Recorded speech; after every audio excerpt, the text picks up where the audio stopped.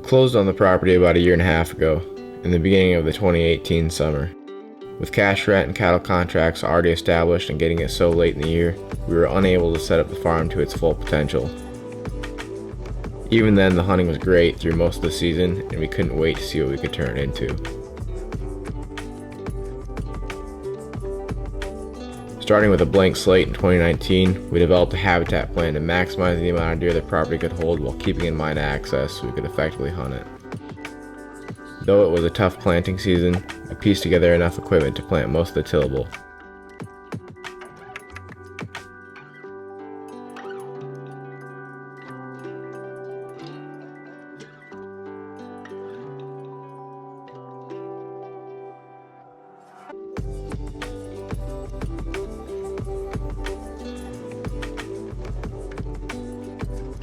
Along with this increased holding power, we needed more cover. So we planted switchgrass in our old pasture and added strategic food plots to turn into a deer paradise.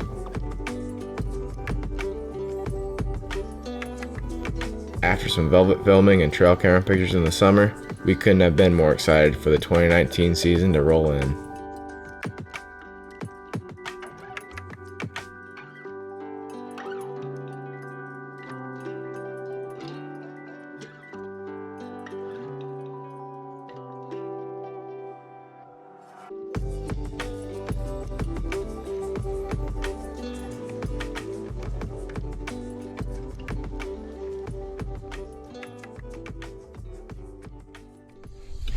This is one of the first times I've worn the bucket hat deer hunting. I think I might kill my first deer in it, but see if it brings me good luck. Alright, this is the first time hunting for the 2019 deer season, and I cannot be more fired up. I think I have something wrong with me. I'm not right. I'm just not right.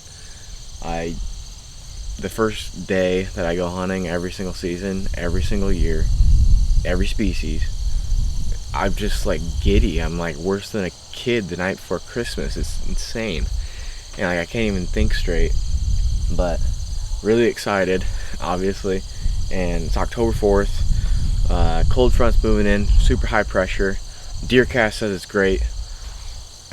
I don't use DeerCast, I'm just kidding. It probably does though, but great conditions. It's cool out.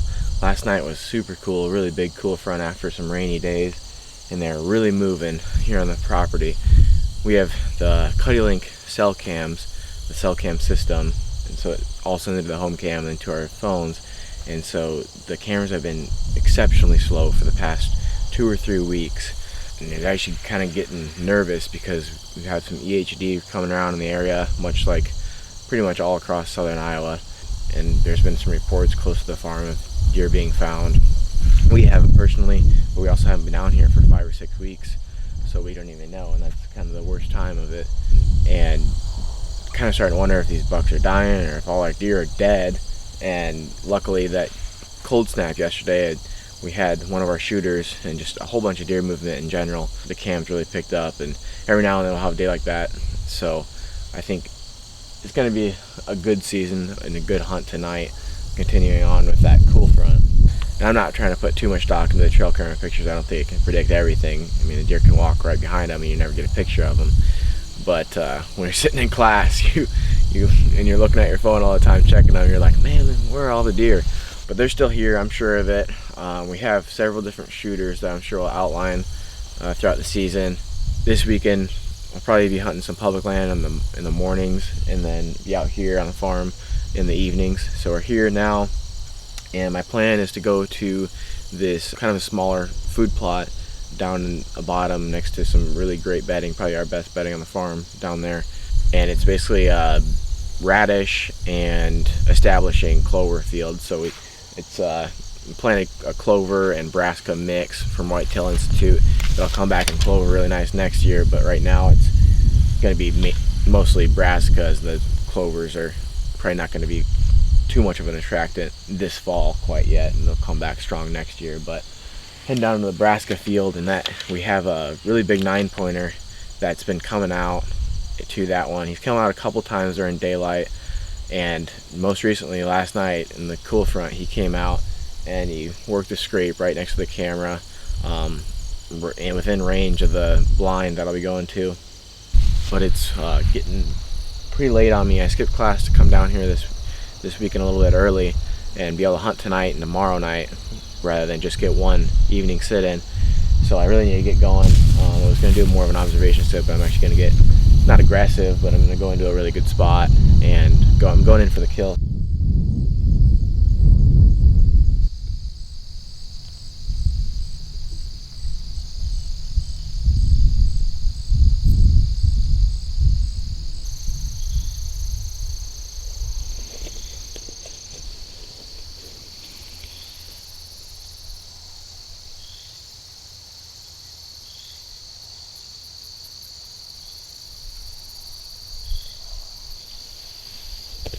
Man, I wish I would have gotten here earlier. I've been sitting in that blind.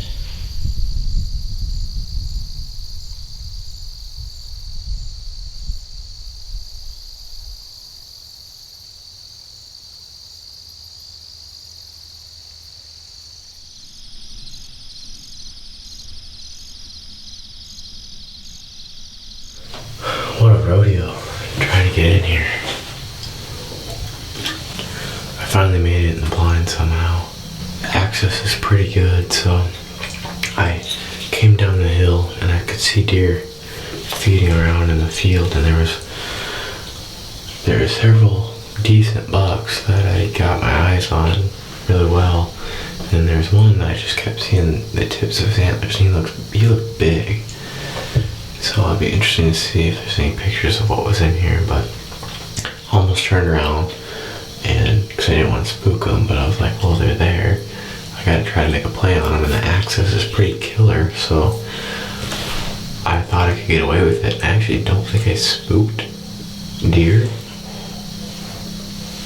I don't really know. They're gone now, but I ended up hopping down the creek, and my plan was just to not even get in the blind, but at least get a look at that big one, because you can hop down the creek and be pretty much unseen the whole way. And I made it here without spooking any deer that I knew of. I got 50 yards from the blind, and then I could see one, and then it moved off, so then I kept going and never spooked any of them that I know of. Just creeped up over the edge of the creek, and there's nothing in here. Finally, I caught some movement in the timber, and there was a couple of does milling around in there, and they ran away. I don't really know why, and ended up jumping up into the blind, but we'll see what happens. I don't really know. I don't know how they would have seen me, so I don't know. They could have just moved off, or I don't know, but there was a ton of deer down here.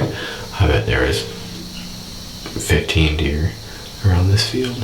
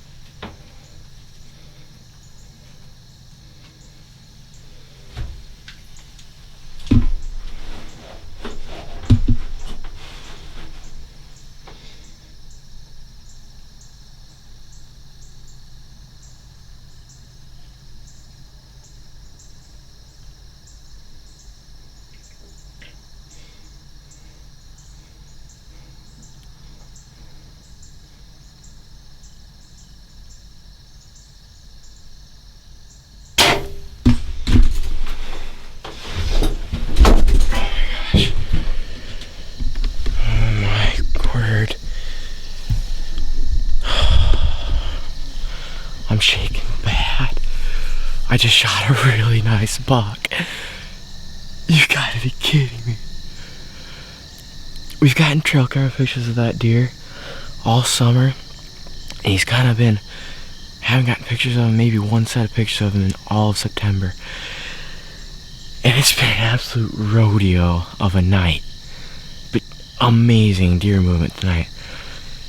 And, oh my gosh. Are you kidding me? You've gotta be kidding me. Like, you don't shoot deer on the first night out. It doesn't happen. It does not happen. Thank you, Lord. I'm shaking so bad. I'll talk about it more when I'm down there with him. I gotta go to the top of the hill to call Dad and Trevor. They're gonna be so pumped. That's a mature buck. I think he's a 5-year-old. I think I know what deer it is from last year. I've never killed a deer that we've actually pretty much known existed. Like, every other time it's just been like persistence pays off, public land, these last several. And it's like finally you stumble into a really good one. Well, we've just been getting pictures of him and he slowed down, but we figured he's still there. I mean, it can be a pretty slow time of year when there's no cold weather to get them on their feet, but just a beautiful buck. I mean, all summer he's might not be the highest scoring deer, but he's like at least 5 years old. I gotta walk the top of the hill and call Dad and Trevor. It's too cool. Since I know he's down, I'm gonna put the tag on him before I go call Dad and Trevor. I gotta put the tag on.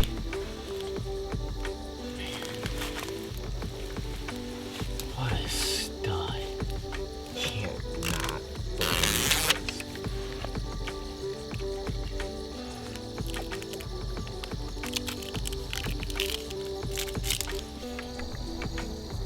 Hello. Hey. What's up? I got one. You got a buck? I got a buck. A big one? He's a pretty good one. Who is he? He's the, I think he was that 4-year-old 8 we had last year, and he's the one that you called the stubby 10. Oh, really? Yeah. You tagged that on the first night? Yeah. Holy crap, dude.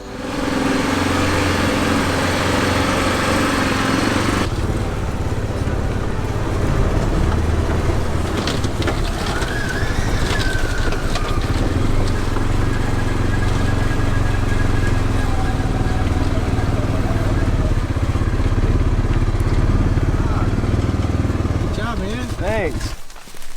What are you gonna do now, Hunter? I'm gonna hunt with you guys. Oh yeah, look at the brows on that thing. That's a nice one. Isn't he? Dude, look at that thing. That's really nice. He's big, isn't he? That's sweet. Those brow tines. This is insane. Yeah. Look at his neck. Oh, he's a big old deer. That's bigger than that Halloween buck I shot, and that was the biggest deer I've ever seen. He's big. Holy smokes. No, you're not kidding, dude. Oh my gosh. And we knew he was mature. Yeah, I know. I was trying to decide all summer, but it's like he just has a big brisket, and I think it's that 8-pointer, Dad, that you passed up a couple times. Doesn't he kind of look like that? I don't know. We'll have to compare pictures, but his brow tines are the same angle. Look how much. And when they get old, they get this character and stuff. Look at all these. You got a big head on him, dude. Look at all these little daggers coming. Yeah, the brow tines are so cool. Really good mass too. Wow. What are you gonna do now the rest of the year, man? You have to pick up golf or something, or? I guess I'll be sleeping in. No, you're not. No. I'll be hunting with you guys. It'll be even more fun. Never seen a pair like that. Look how big his belly is. He's like all of He's huge. 250. I don't know. Probably, yeah, he's all of 250.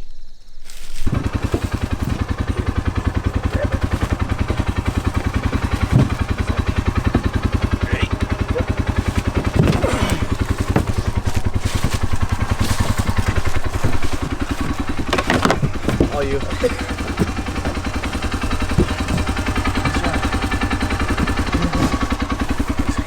Good job, old man. Oh man. I'm just kidding. To beat you up. I beat you up. Yeah, you're injured. Yeah, you did. It's still a bit better than dragging him out a half mile on public.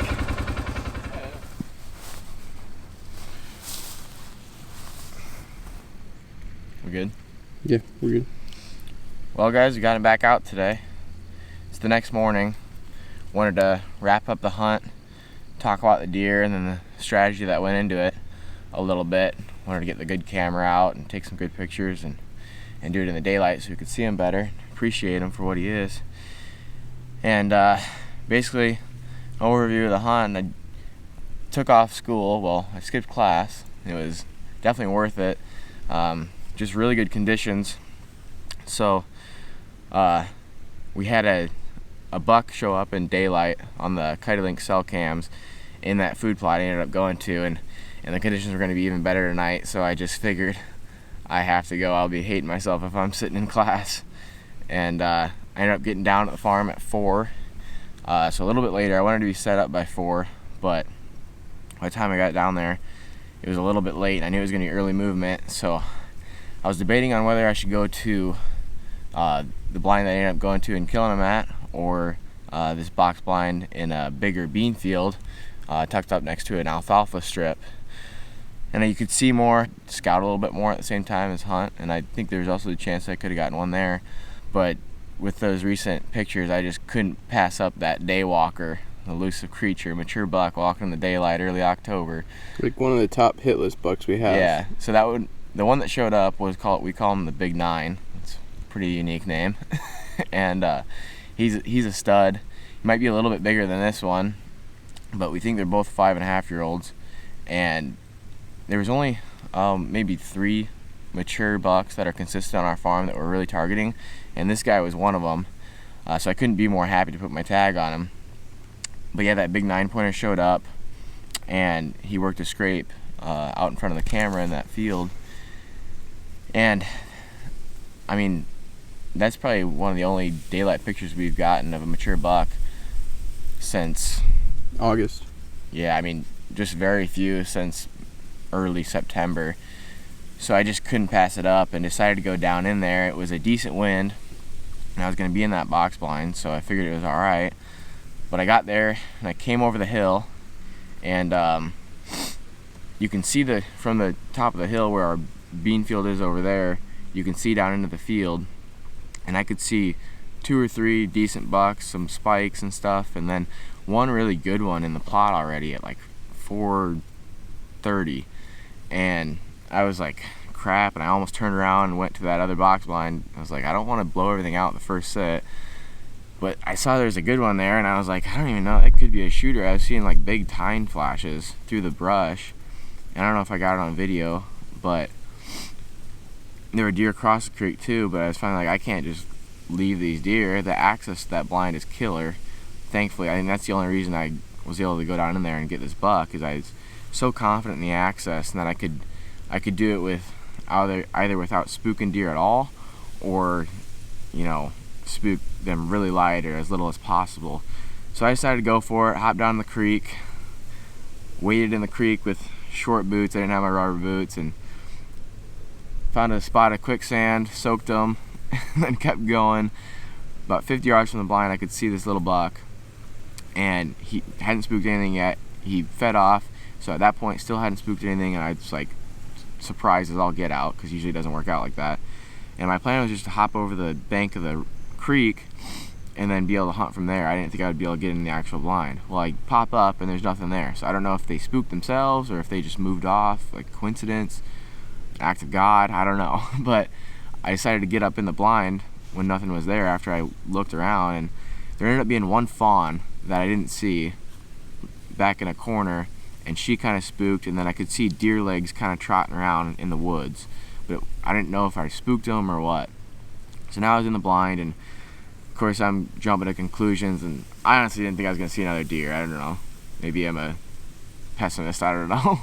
I don't even know if that's the right word, but I just thought I should have been a little bit more conservative. you know, I guess the very first hunt in, when you're going into a food plot that you know already had deer in it, is kind of an aggressive move for as late as it was.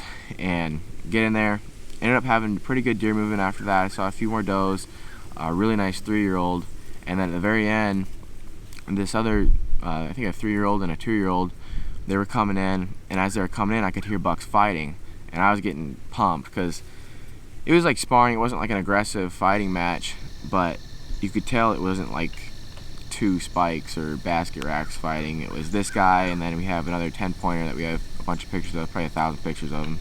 He's really active. He's a nice looking deer, probably a 2-year-old. They were coming in, and I couldn't see him for the longest time. Like, there's so many leaves on the tree, and finally they move around some brush, and I could see him, and I glassed him for several minutes before I could figure out if it's him or not. I wanted to see this split brow tine here, and it was probably maybe 20 minutes before legal shooting light ended when I first saw him, and I probably killed him within the first 5 minutes of seeing him. But it was getting dark enough with the clouds where it was tough to make out this character here, so finally I decided it was him, and I had to try it. So he comes out in the plot, and he's on the other side of it, so it's a little bit of a farther shot. It was a touch over 40 yards, and I got the camera set, shooting out of the same window that I'm shooting out of, so I'm like nervous as heck right now. I'm shaking so bad messing with this stupid camera, and by that time I'm shaking really bad, but I was like, alright, well, I'll just see how it feels. So I draw back, and I couldn't see the color of my pins very well, but I could see them, so I had to count like 3 times. I counted to make sure I was using the right pin, and I think that actually kind of saved me, because I don't know, I must have held it full draw for 30 or 45 seconds just deciding whether to shoot or not, and I was completely calm at the shot. I finally decided I could see him good enough, and just felt super confident and steady, and at that point I just shut it off and went into autopilot, and shot looked perfect. Looks like he ducked a little bit at the shot, maybe 4 or 5 inches at the very end, and we'll show that on the video. So definitely something to learn from. I hate spining deer, and had to go out there and dispatch him as quickly as possible, but he was still down in seconds, even though that's not how you draw it up. And luckily it worked. It all worked out, and I still got him. So a little bit to learn from there, though. I thought that he'd be all right. I mean, he was completely feeding. I think that's why he didn't drop anymore. He was just completely relaxed, feeding in the food plot, super confident at that distance. I practiced out to 80 all summer, and just thought being in the blind, he wouldn't hear the bow as well, and maybe at that distance it would be even quieter. I was wrong. He ducked, so just something to learn from, and just glad it all worked out. But I couldn't be more happy with him. They keep asking me what I'm going to do the rest of the season now that I've already filled my bow buck tag. And it's like, well, last year I didn't even get a good one with my bow, so I couldn't be more excited. I don't care whether it's October 4th or November 10th. And I'm going to be hunting with Dad and Trevor the rest of the season, and can't wait, hunting with friends and stuff like that. So I probably get a kick out of that more than even shooting one myself, and then the pressure's off me. But he's a great deer. He was a 4-year-old last year, an 8-pointer.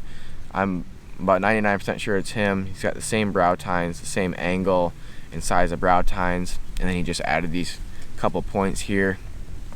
And I actually passed him at least once, and Dad passed him at least once, which is kind of cool. It's the first buck we've ever killed that, you know, we actually know about and not really used to it. It's the first buck I haven't had to drag out in a long time. Drag out a mile or something like that off public. So it's pretty cool being able to drive the range up to him and have all that food plot work and history with him like finally pay off. And it's like, it started with a clean slate last spring, and we weren't able to do that much with it the very first summer. Just got it too late. And then this year, just a clean slate and all that food plot architecture and design and how we're hunting it, moving blinds around, just really paid off. And I don't think I would have gotten him if we wouldn't have made a final adjustment back in August and moved that box blind to the south side of that field where I could pop right up out of the creek. It was originally basically right where he came out, and I'd have never gotten in the blind, and the access was terrible when we had it like that. So moved it this summer, and definitely worked out for the best. So we have a few more bucks that we're going to be chasing. A couple of bucks we've only gotten a few pictures of in the nighttime as well, but can't wait to see what happens the rest of the season. Hopefully we get a few more bucks on the ground. Make sure you follow along. I'm sure we'll be giving some profiles of all the different bucks we have and different plans. We'll definitely be hunting some public land as well. So anyway, hope you enjoyed the video. I know there's a little bit grainy footage at the shot, but probably some of the best self-filmed footage I've ever gotten. Usually I say screw it at the end and just focus on the animal, but thanks for watching. Hope you enjoyed it and learned something. I'll catch you guys all in the next one.